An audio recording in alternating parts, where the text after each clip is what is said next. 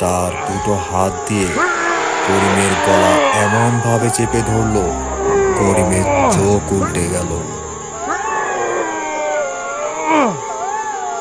মিলন শুধু দেখতে পেল করিমের মুখ দিয়ে ধোঁয়া বেরোচ্ছে, আর করিম ধীরে ধীরে নিথর হয়ে পড়ছে।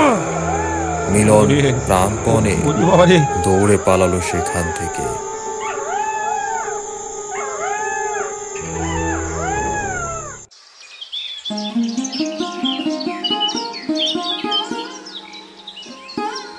পরের দিন সকালে করিমের লাশ পাওয়া গেল সেই শ্মশান ঘাটের রাস্তার পাশে। মুখটা এমন ভাবে ছিল যেন ভয়ে হার্ট অ্যাটাক করেছে। গ্রামের লোকজন ভয় পেয়ে গেল।